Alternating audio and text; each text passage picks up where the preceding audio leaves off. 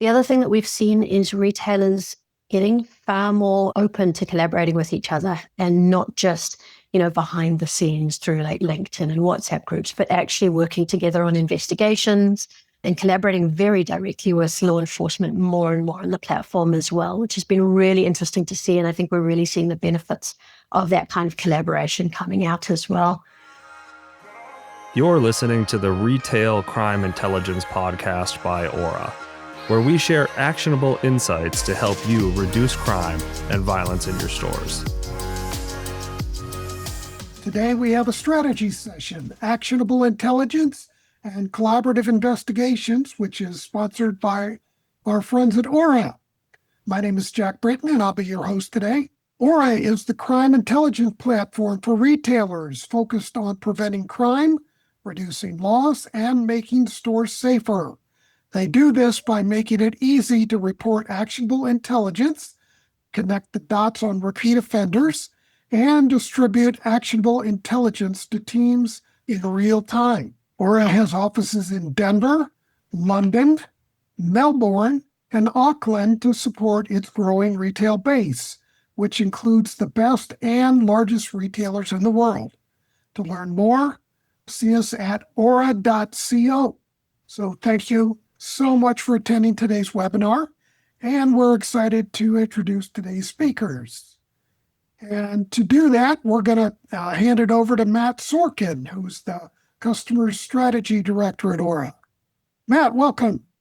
Awesome. Thanks, Jack. And thrilled to be here today. And it's an honor to facilitate this great panel we got.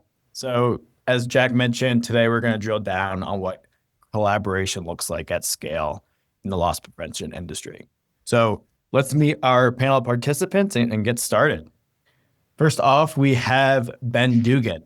Ben is the Executive Director of Central Investigations at CVS Health, with over 30 years of retail loss prevention experience, ranging from big box, catalog, pharmacy, and specialty retailers. Ben is a certified expert in ORC and diversion by the U.S. Department of Justice and holds additional certifications as a law enforcement instructor, certified forensic interviewer, and in the e-commerce investigative methodologies. In 2021, he was named Leader of the Year by Loss Prevention Magazine. So thank you for joining us today, Ben. Great to be here. Next up, we got Ryan. We'll quickly go through everyone and then we'll dive in. Ryan Tem is a corporate investigations manager of asset protection at Meijer. Meijer is a leading regional grocery with over 500 supercenters and other grocery stores throughout the Midwest. Ryan has deep multi-unit experience managing internal and external investigations, making external apprehensions, identifying theft trends, product protection, and ORC investigations. And Ryan is active in leading regional ORC initiatives across the Meijer organization. On the Auror side, we have Tanya Johnson. Tanya is the Chief Product Officer, where she leads a team with over 1,000 of years of combined experience across 12 different product streams. She's a huge champion for responsible AI and innovation. Tanya's team has led over 3,700 product releases and 450 new features in just the past 2 years alone. So very, very busy team. And Tanya has over 2 decades of product and engineering leadership experience, with nearly 7 of those serving Auror's global partners in retail and also the law enforcement side. Last but not least, we have Terry Sullivan. Terry is the Senior Vice President of Strategic Partnerships at Auror, where he serves the AP/LP community as an advocate, educator, and connector. Prior to joining Auror, Terry was the president of LPF for over 5 years. Over his career, it spanned 3 decades in retail. Terry has had senior leadership positions with some of the largest LP organizations in the world, and he has one of the strongest Boston accents that I know. Yeah. So, thank you. Yeah. So dive it into, let's hear from these people. So first, I want to start on the retail side. Start with you, Ryan. We'd love to hear a little bit more about what you do on a day-to-day basis. How big's your team? What parts of the business you're responsible for? Sure. Thanks, Matt. So at Meijer, we've got a 6-state footprint. It's a little bit closer about just shy of 300 super centers and some market format and some grocery small format and market format stores. And I've got a team of 7 investigators that kind of split up multiple duties. I've got 4 organized retail crime investigators. They split our 6-state footprint for everything organized retail crime or complex crimes. And then we've got 2 digital cyber investigators that help support that team for intel, and then also focus on, our e-commerce and fraud and law enforcement type engagements. And then I've got a drug diversion investigator. So it's a pretty good team of highly skilled investigators that help us take all of our intel and put it to work with our law enforcement partners to come to good ends. Awesome. Thank you, Ryan. I'd love to hear from you, Ben, as well. At CVS, what parts of the business you're overseeing? Yeah, absolutely. Thanks. I mean, ultimately, my responsibilities evolve around protecting 200,000 employees at 10,000 locations and millions of patients and customers that we deal with every day. I lead what's called our central investigations team that actually protects the business from specific types of threats, specifically internal theft and employee dishonesty, pharmacy drug diversion, also the external piece, the external forgery, prescription forgery rings or fraud within our PMR. I also handle our organized retail crime team, digital fraud, .com fraud, and e-commerce fraud. So any kind of financial crime, anyone who steals anything from CVS in any capacity somehow falls under my team of 40 professional investigators. That's amazing. And from your experience, how has retail crime changed over the, let's say, past 5 years? Wow. I mean, we could spend an hour on that, right? First, it's an exciting time to be part of retail right now. But we did have, if you want to go back 5 years, we did have some dark days, right? We had, think about life before, pre-pandemic and what happened during the pandemic when stores were closing. The Justice Department, the justice system basically shut down. Police were not responding. There were spikes in crime, which led to civil unrest, which led to unprecedented levels of violence, which, thank God, are just starting to come down, right? And it really was a challenge. And retail had to get in there and fight and educate legislators and the public.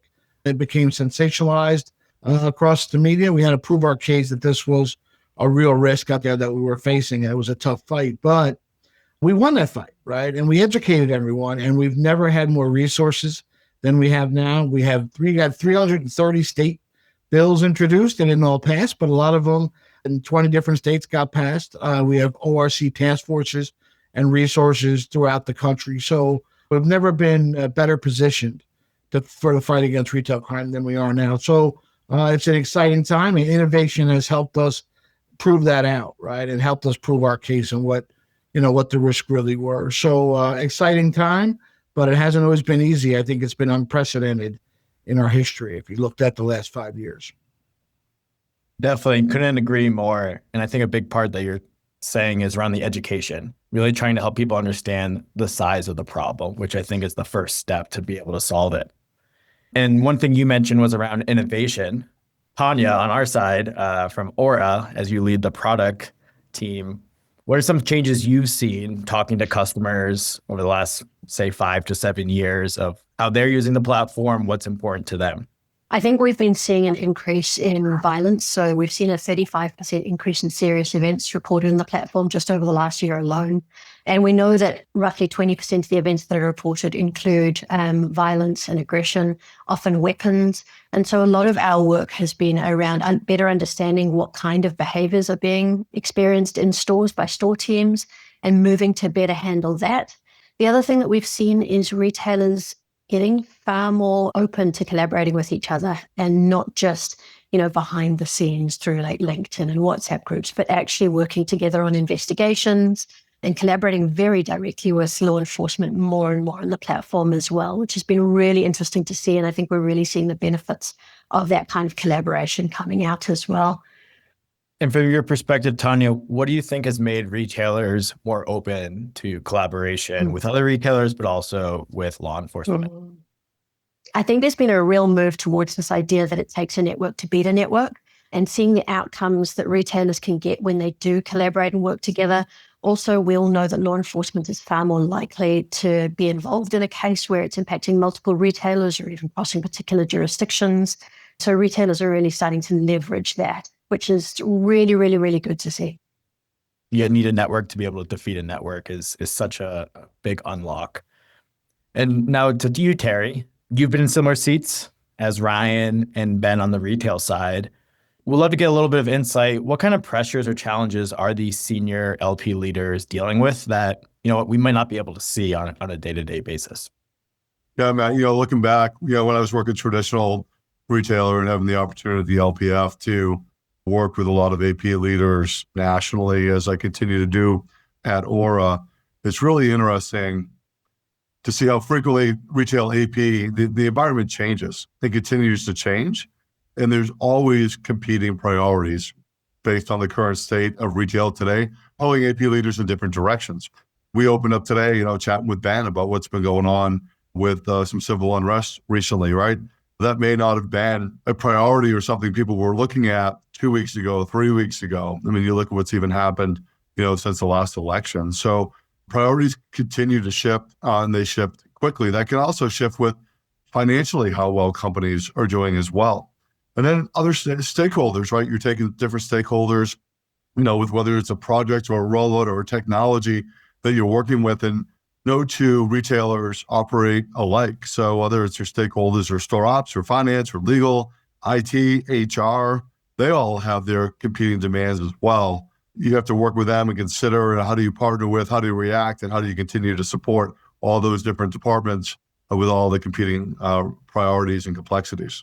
Yeah, there's a lot going on the retail Sure. side. And at the end of the day, safety for employees is always going to be a big part of it. And so making sure that we can find the space for that is important.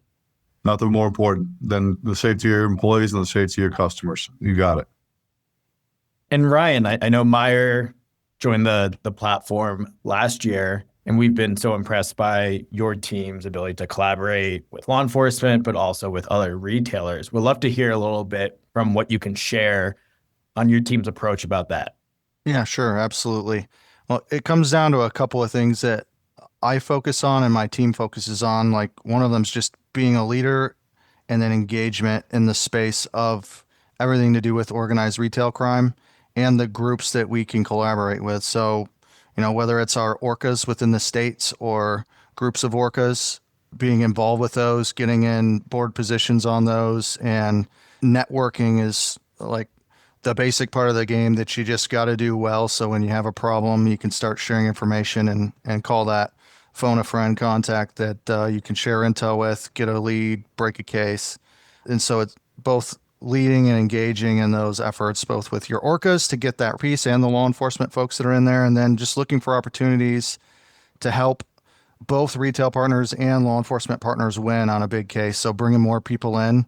It's one of the focuses on my team. We always want to find one more victim retailer in a case, bring them in, get them involved, and build that bigger case so you can bring one big, beautiful prosecution to the to your prosecutor to make that case and make the victims whole and shut down the fence.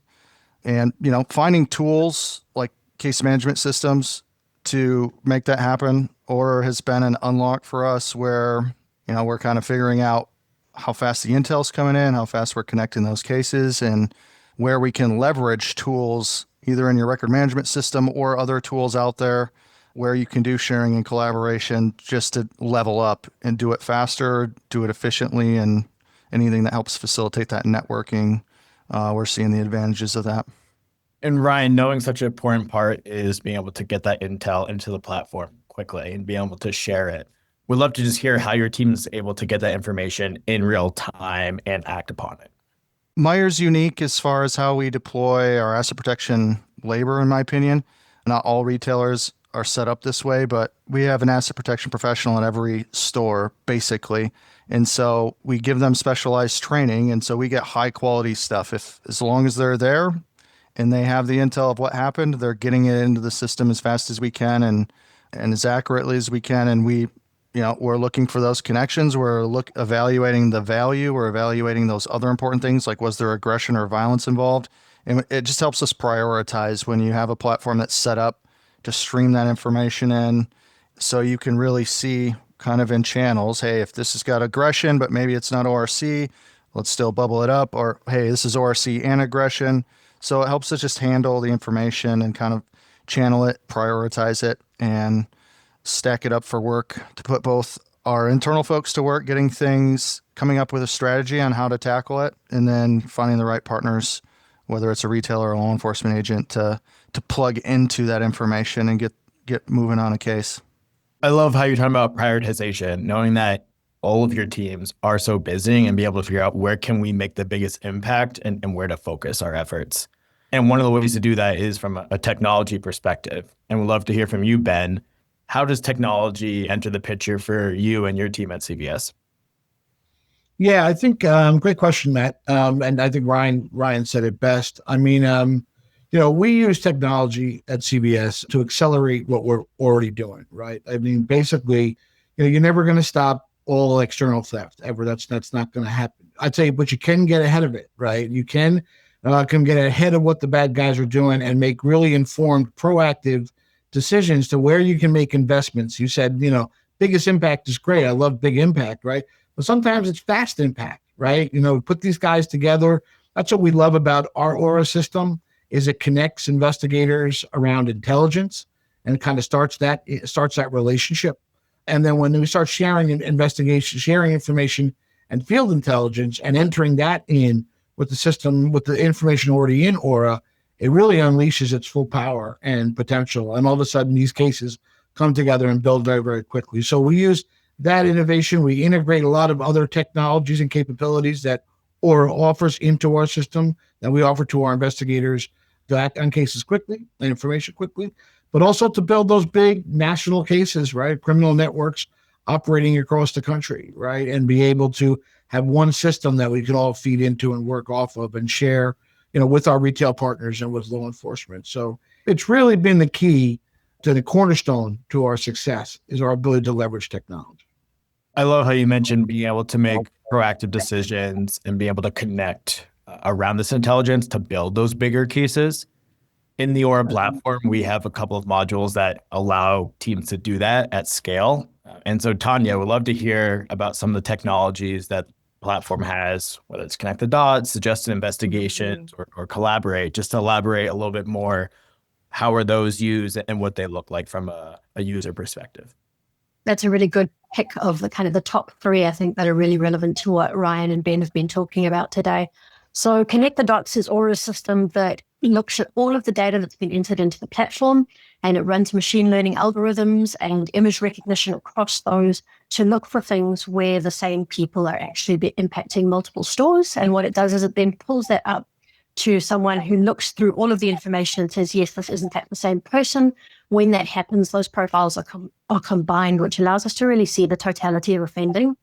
And so it's really removing that anonymity that offenders had previously. And it's also helping because law enforcement would be far less likely to look into 40 or 50 separate incidents when they understand that it's the same person, it's the same group that is perpetuating this.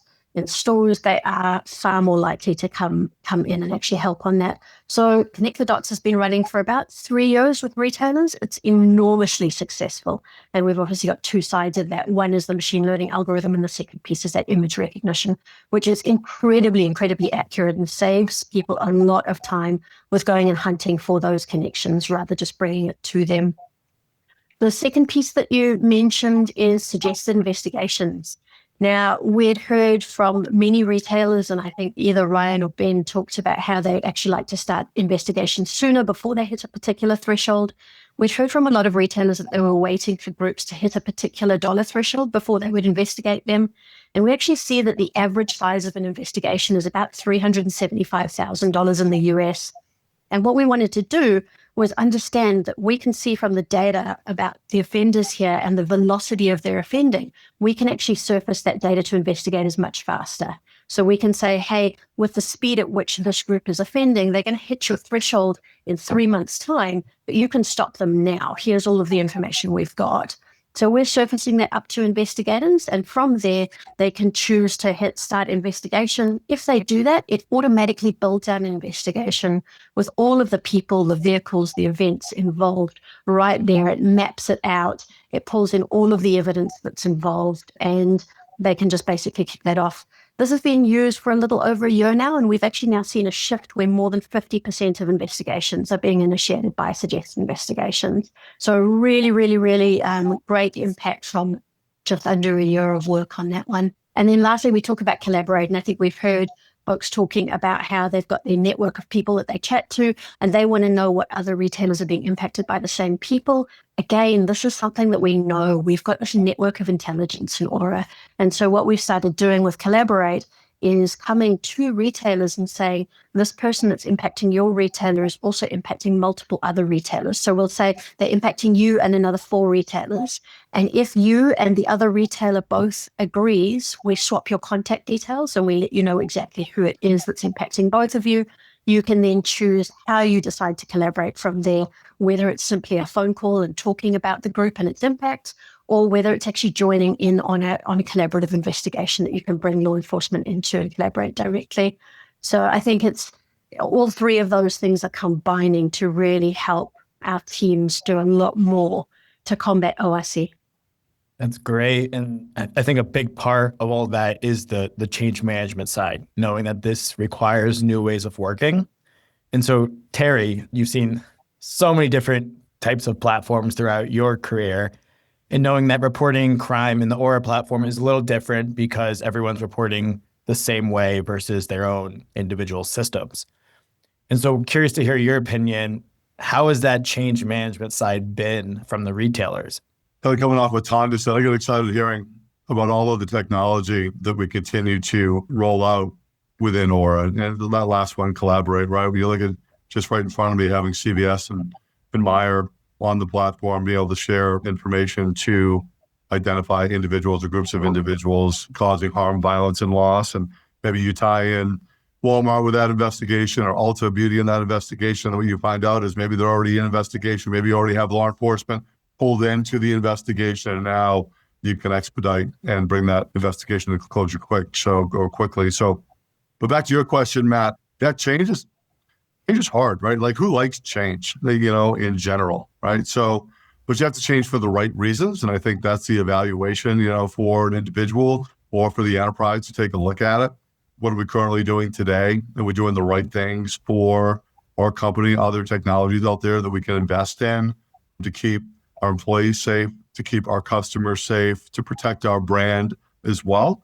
But changing for the right reasons and for the betterment of the company really makes quite the difference. And sometimes, sometimes leaders make decisions to change to different solutions that just isn't giving them what they thought that they were getting, right? And then that's an additional change that they would have to make. But again, going back for the right reasons, to be the right leader to make those decisions. And then let's face it, technology is awesome, but sometimes technology is end of life as well. So there's a lot of retailers currently today that are still using technology that, worked well 20 years ago. Was a game changer 15 years ago, but probably isn't a game changer today. It's just sufficient.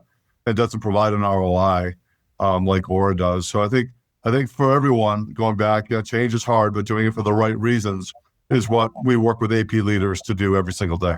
And following up on that, Terry, throughout your experience, you're talking about doing it for the right reasons. Can you tell us a little bit more about what you mean by that?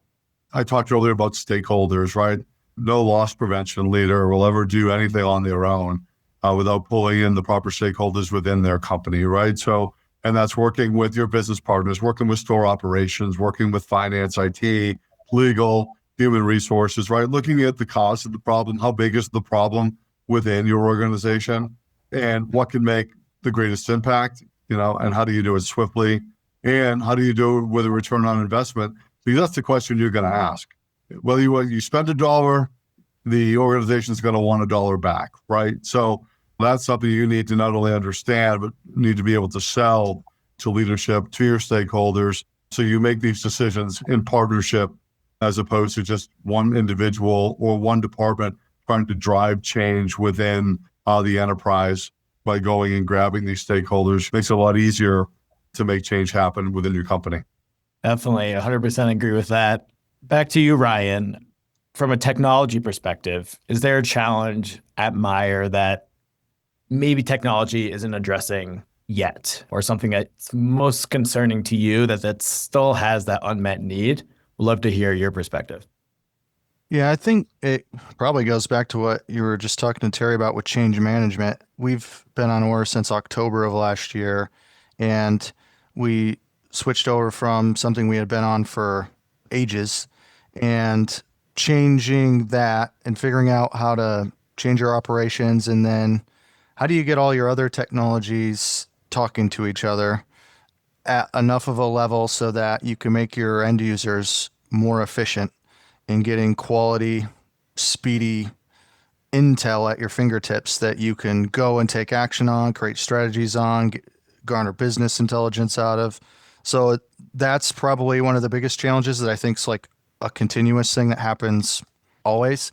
But, especially when you go to something new or when there's big kind of boosts in the technology out there, AIs and automated intelligence and artificial intelligence is always kind of pushing the envelope right now on how fast and how accurate and how much information we have at our fingertips. So kind of managing how all these different solutions are giving us a feed of intel and how we're organizing it. That's the problem that we're focused on, and how we try to manage our time and our folks' time to make them more efficient on building cases and making business decisions. One key part you mentioned there is around AI, knowing that is becoming more and more popular in this space. Tanya, I would love to hear your perspective and Auror's perspective in general, just being responsible with AI, knowing it is a tool that can be used so well, but you have to be careful and make sure you have the right parameters in place. Yeah, absolutely. Look, we're pretty excited about AI and the kind of use cases that we've seen from it. But Matt is right. Like, you've got to be really, really responsible about how we apply it. So we've got to know exactly what we're using, how it's being trained. We've really got to test it quite significantly to make sure that it is accurate, that it's not introducing bias into our systems, and that it's actually bringing you answers to the questions you need rather than hallucinating. So it's very significant testing that needs to be involved there. And I think the key thing for us is when we're using AI in this kind of environment, so for risk and crime and for loss, it's really important that we keep a human in the loop. So we need to make sure that anything that we're using is transparent. We understand how it got to the decisions or the information that it shows. And then we need to make sure that there's always a human checking that decision at the end. I think it's a little bit different when you're working on things like movie recommendations, for example, where the worst thing you can do is, waste 2 hours of your Saturday night. The decisions that we make have much bigger ramifications. And so just being really careful about how we apply the information that we get from AI. But at the same time, using the tools that we've got, right, and using them effectively and as fast as possible to help speed us up. So very, very, very pro AI, just making sure that we're using it well. Yeah, I think we're all excited to see how much potential it can have, and just going to the Auror Next Gen room at RELA, and I know we'll have one at NRF. It's exciting just to see how much potential when you start using these different tools together. I want to hand it back over to you, Ben. So Sure. More of a wide open question. What do you think from an industry perspective is like the most important thing over the next couple of years that we all need to do collectively to move the needle on reducing violent retail crime? I'm going to answer your question in 3 parts. How about that? Now, what we have to do collectively, and we talked a little bit about it today, and I appreciate everybody's discussion, is to first make informed decisions based on actionable intelligence, real data. What's it really telling us and directing us, right? And is it directing us towards number 2, which is determining the root causes of, we're talking about specifically violent crime, because there is a formula to reducing it. And it is basically around getting to the root cause of violent crime, whether that's mental health or drug addiction or alternative sentencing or whatever we need to do to try to affect what's going on, or poverty or economics. What's driving some of that violence? Or is it just greed, right? And then the last piece of that is a community-based solution. We need to come together as a community around the intelligence, sharing information between retailers and law enforcement and prosecutors and all levels of law enforcement, right? to prosecute and arrest and eliminate the threat for the people that need to be in jail, that are recidivists and are violent offenders, right? And the greedy who are targeting our businesses and cannibalizing, our businesses and affecting the profitability of our stores and safety of our stores, right?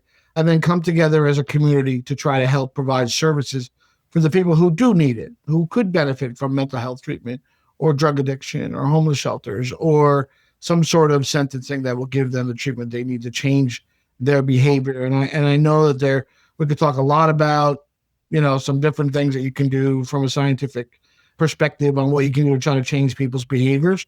But really it comes down to community-based solutions based on intelligence, right? And trying to get to the root cause of what's driving some of this behavior. I'm happy that, looking at retail fatalities are down last year over the year before. I know I heard Tanya's numbers were kind of disturbing about the number of reported violence on the platform. That's concerning, but I was optimistic when I saw the fatality report. It was over 700 for a couple of years, and now it's down under 5. And it's really sad when you're celebrating that 500 people got killed in a retail setting, right? But it is a reality.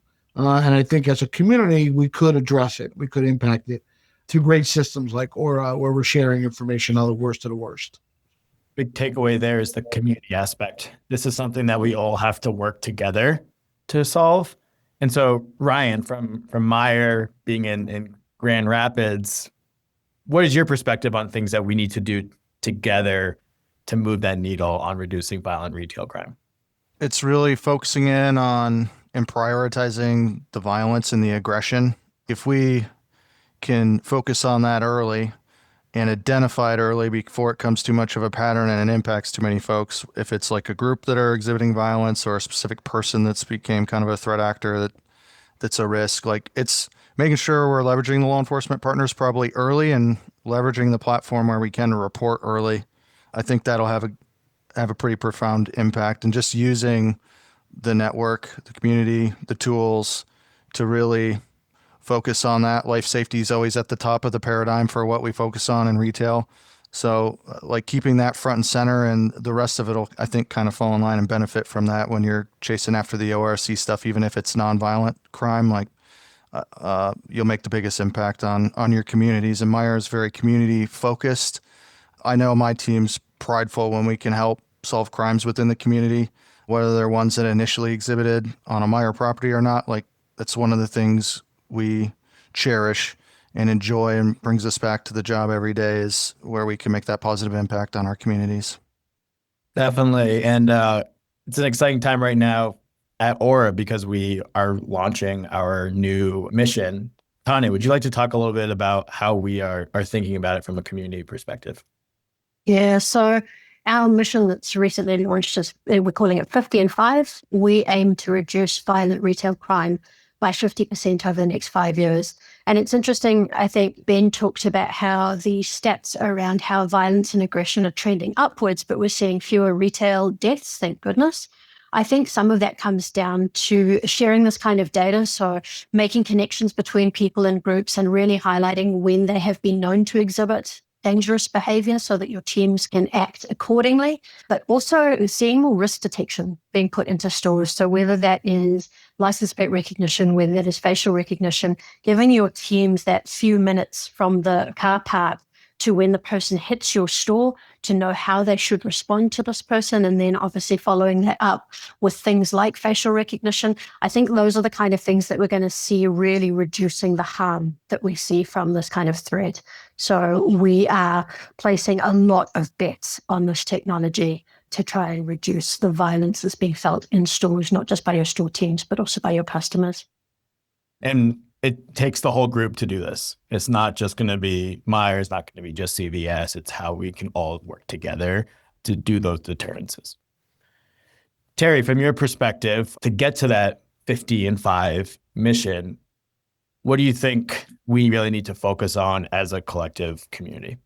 Working together, right, is going to lead to the best outcomes as retailers, with law enforcement, with DAs. You don't know what you don't know. Right. So reporting is critical, right? Because stats are stats and numbers are numbers, right? But at the end of the day, and that's the one thing that I've learned, I've been here now a little over 2 years, is when we work with new companies on the platform, new partners, reporting exponentially goes up because it's so easy to capture. And it's a community feeling within a store, within a district, within a region division to make sure that they're letting people know what's happening in stores, and not just theft, not just shoplifting, but violent incidents in the workplace as well. So I think that's really, really important. Piggybacking on what Tanya's talked about from a technology standpoint within Auror, it's like, what are we focusing on now? And what are we focusing on next? And we do that based on feedback from our partners, because what's important to CVS is important to Meijer. What's important to Meijer is important to Ulta or Kroger or HEB or many of our partners, right? So when you get the best of the best and you get the feedback of what's important that we need to focus on, that's what drives our decisions. And the other thing, and I will tell you, and I'll give Tanya all the credit in the world, and gotten to know her as a friend and colleague over a couple of years, and she's taught me a lot, because in technology, you want it now. You know, you look at it and you go, well, it's just a button. It's just a thing. I mean, just can you just do this? Can you make that change, right? And I'll use audit as a great example, right? So I was one kind of my AP background saying it would be awesome if we could build audit within the Auror platform. A lot of retailers are asking for it. They don't want to work in 2 different platforms. They'd love to be able to bring that into Auror. And audit, let's face it, it's nothing really sexy about it.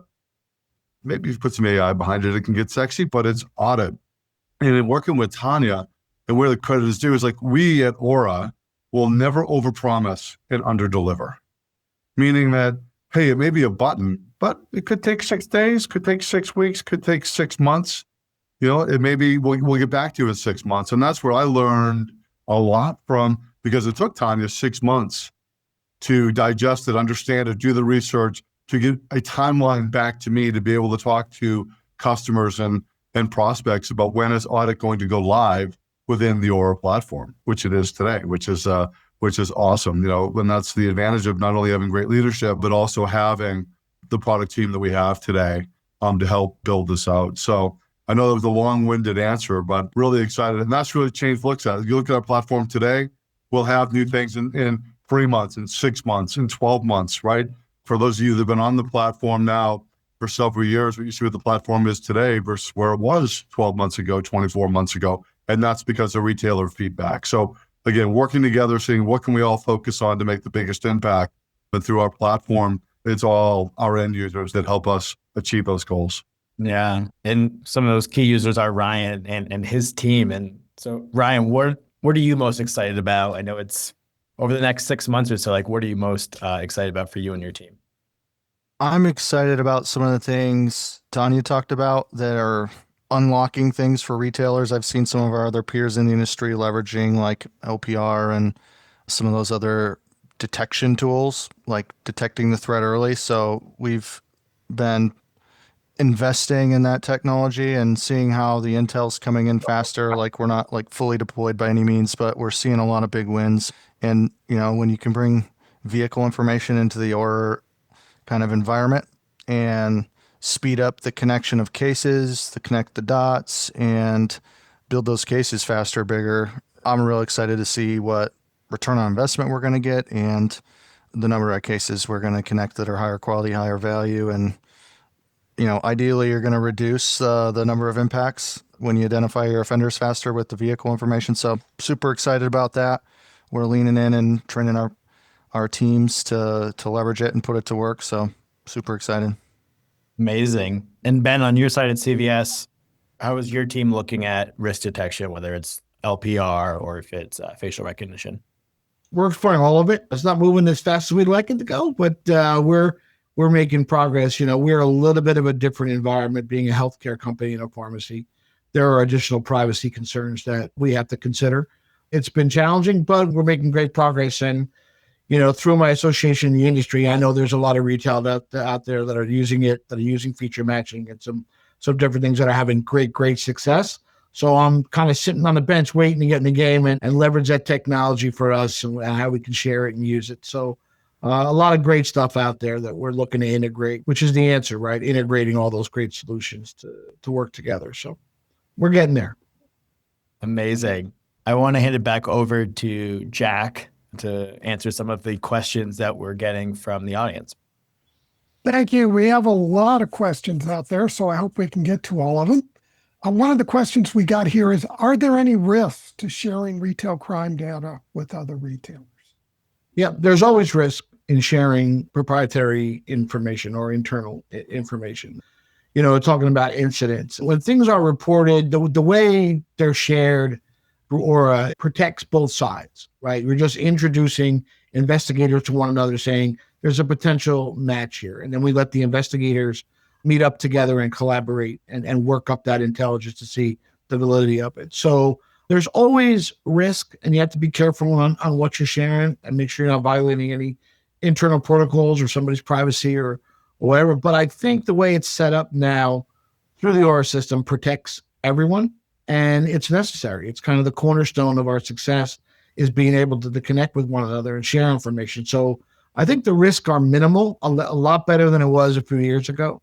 I think it's going to continue to evolve. And I think once you make that connection with one another, those intel sharing sessions get a lot easier. So we're in a lot better shape now than we always have been. But there's always risks, and you have to be careful when you're dealing with proprietary information. If it's a police report file, it's public information anyway. So it kind of protects you a little bit. So there's some ways you can protect yourself and make sure you're doing the right thing.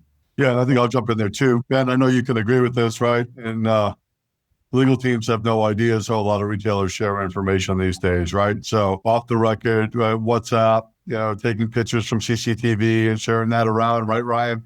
Kind of an old school methodology. It is not secure.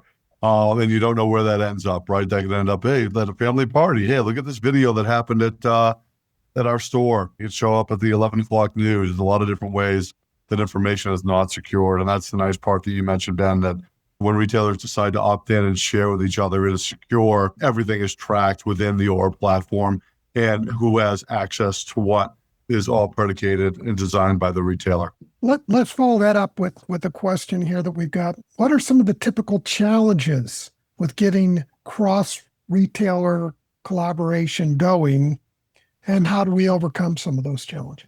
Well, I think Ben mentioned some might have internal policies that prohibit different types of sharing. And so I think one of the things that's helped us bridge a lot of the gaps over the last few years is just building a trusted network of higher level investigators at companies that really have a good network.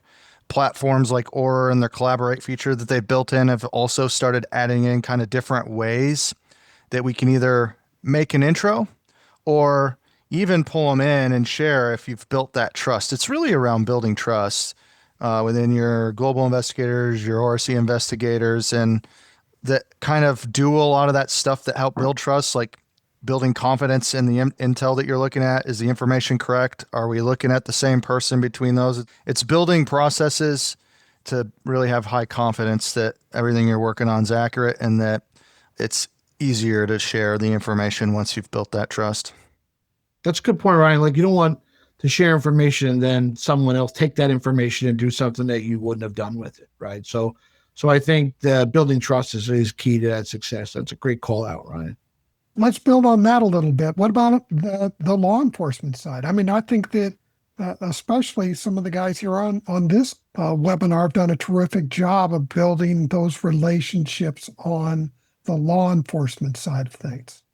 And I think that goes both ways, right? I mean, what they share with us has come a long way as well. And, to Terry's point, we used to do things a whole lot differently than we do now in the intel sharing world, right?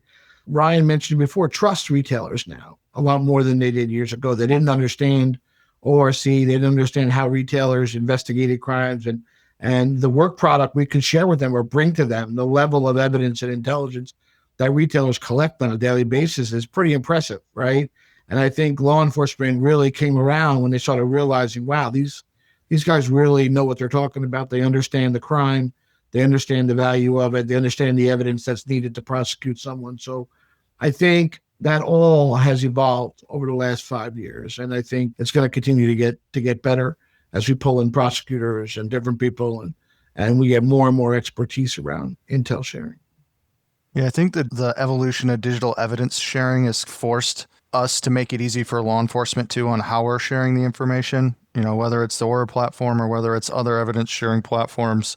law enforcement's getting the information in different ways that's probably making it easier for them. And it's making it easier for us to kind of bridge the gap on what we're sharing, how we're sharing, and how we're making it easier for them to see the big picture of that quality investigation that Ben's team and my teams are building out to get that next case over the finish line.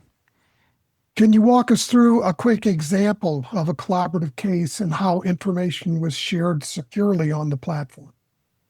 We work with our force team in Michigan. Through our orcas, they get access to the public stuff for public posting, or I think some law enforcement have opted into different feeds. But since our force team's part of that access to Aura, we can share our internal investigations and add them as collaborators. So I've had a couple of big cases involving gift cards, Chinese money laundering organizations, gift card tampering, and other big ORC cases where we've been able to add AG investigators, the state police, and as that intel comes together and you've got 20, 30, 40 plus cases, they can kind of look down that timeline and really see what's happening and understand kind of the ecosystem of the target, whether it's the fence or a bunch of boosters. So I've got a bunch of good examples. I don't want to go too far into the weeds for cases that are active, but lots of good collaboration with our state partners here. And what's key there, Ryan, I think you hit the nail on the head, but those big ORC criminal networks, you take down a fence somewhere in Michigan, chances are their product's coming from Los Angeles or Miami or somewhere out west, right? And being able to share information quickly and show law enforcement the true cycle of the stolen product. This is a store in Los Angeles where the product was stolen and was shipped to this fence in Miami, and now here it is in Michigan, right? Being able to connect those dots at the time of theft and as the product flows has been the game changer as far as prosecuting national criminal networks. Yeah, and I'll jump in there too from an LE standpoint. Many of you watching this webinar know that we're strategic partners with Axon, and Axon's been a great partner with Aura. And we just recently launched the Axon Aura Retail Crime Hub to be able to share directly from Aura to evidence.com, also do direct to police reporting. That we have some of our partners currently doing that today. And even simple things like evidence releases, right? They're a pain in the neck for law enforcement. They're a pain in the neck for retailers, and that can all be done through the Aura platform where the request can come in, upload into the evidence locker, into Aura. We can upload the video, whatever the retailer can upload the video, whatever they're looking for, and then notify law enforcement that it's ready for them to download. So therefore they have the seamless way of getting evidence, not having to roll a patrol car. It's been hours trying to do that. So a lot of different things that we are doing, working with law enforcement. Axon has access to over 1 million law enforcement officers. So we're very, very excited to continue to build our LE presence in the law enforcement community as well as the retail community. Simple question here. Well, could be complicated, I guess. Do you have to share full case details when sharing with other retailers and law enforcement? So I'll jump in there. You share what you want to share. No, you're not forced to share anything. That's 100% up to the retailer, 100% up to the individual that's conducting that investigation. So you're not forced to share any information. Your data is your data. Okay. How accurate are suggested merges? Are these automatically matched with AI, or does it require a human review? Yeah, I'll take that one. So no, nothing is automatically matched with AI. It does require human review. And we have thresholds set around the accuracy of what we're actually bringing the retailer. These tend to be set by region, but we're looking at in the kind of 85 to 95% range for machine learning suggested matches, and then higher than that for image suggested matches. It's incredibly accurate. But what happens is it brings you the suggestion and it brings a dot connector in your organization. So a person who's been trained to review and make these merges, all of the information about that person. So all of the images that have been reported, where they operate, what vehicles they use, which accomplices they've been associated with, what products they target. And it lets you review all of that information. And then you can choose to either go ahead and make that merge, or you can say, hey, I'm actually just not comfortable with the amount of information I have here to make it, in which case it'll suggest it again later when there's more information. Or you can say this is not a match. And in that case, it just will not bring that up again. There's some great questions coming in here. I know we've only got a couple of minutes here. So where do you feel that our greatest loss threats will come from over the next 5 to 10 years? Do you think it's more internal theft, external, or tech issues? And how do you think that we're best prepared to deal with those? Well, Jack, that's a pretty simple question to end on. Thank you. Let me pull my crystal ball out of my backpack here. So I think that's it. I don't think anybody has a crystal ball, right? Nobody knows what tomorrow will bring. And I think what we can do is obviously, continue to listen and work proactively as retailers with law enforcement, with prosecutors to be ready for what's around the corner, because you never know what's around the corner. And, you can go back to, and I know everyone's tired of talking about global pandemic, but I don't think anybody had a playbook for that. I don't think anybody whipped out to chapter 5 on what to do. I think it's one of those things, keeping your pulse on what's going on. And there's a lot of different intelligence sources that retailers use today. Brian, I know you're neck deep in that as well. Kind of see what emerging trends are like. So based on those trends, those are things that Auror will continue to keep up on for our partners and work with law enforcement. All right. With that, I think we're going to try to wrap it up here. We want to make sure that we thank all of our partners, of course, the great panel that we had today, but also all of you for being part of the webinar today. We want to thank today's webinar sponsor, which is Auror. If you're interested in further webinars, we have a QR code that we can share with you. We'll help you register for notifications, and you can follow us on LinkedIn. We also want to thank, of course, Ryan, Tanya, Terry, Ben, and the whole team there at Auror. And of course, again, all of you. Thanks again, everyone. Have a great week, and we'll see you soon. Thanks, everybody. Thanks, everyone. Bye. Thank you for listening to the Retail Crime Intelligence Podcast by Auror. Don't forget to follow and subscribe on your favorite podcast app.